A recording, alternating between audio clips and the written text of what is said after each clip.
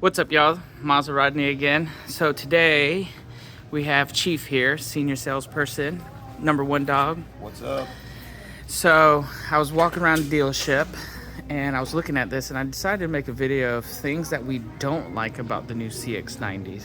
So Chief and I were having a conversation and Chief's really gonna go through what he doesn't like. And don't you own one, Chief? I do. Bought one for my wife. Actually, it's one step above this one, so it's in that top tier of the CX-90s. And just minor things. I actually love the car. It's a great, fantastic car all around, but there's just a few things that are I could do. They could have done better. Right. So what would you say the first thing is that stands out?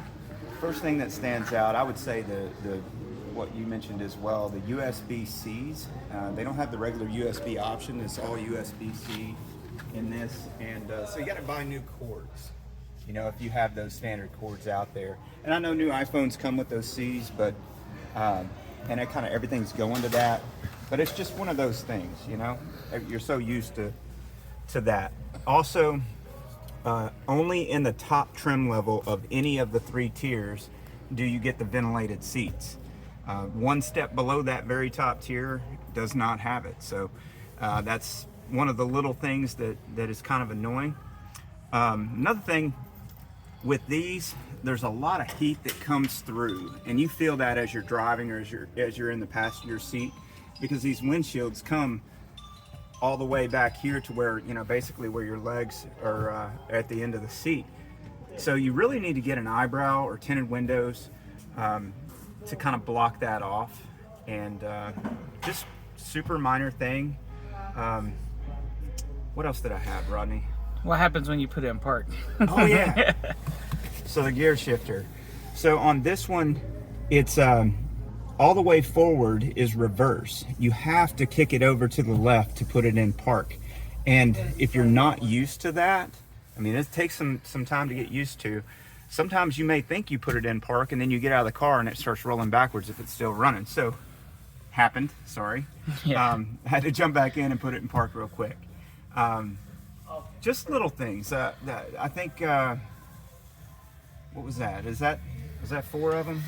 That was 4 of them. What was the other thing you were talking about? USB, the transmission, the heat. Oh, how do you like that auto start? Oh yeah. So there's a button right over there to turn off the auto stop. It's on the left side of the dash, I believe. Right. Is that where it's at?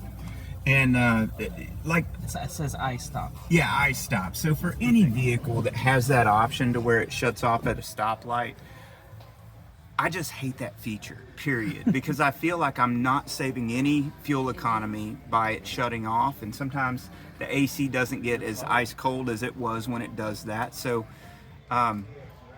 when you start a car, you're using almost as much fuel as if you're just sitting there running and idling. So that's one of those things that's just annoying to me. I don't like that feature in any car whatsoever.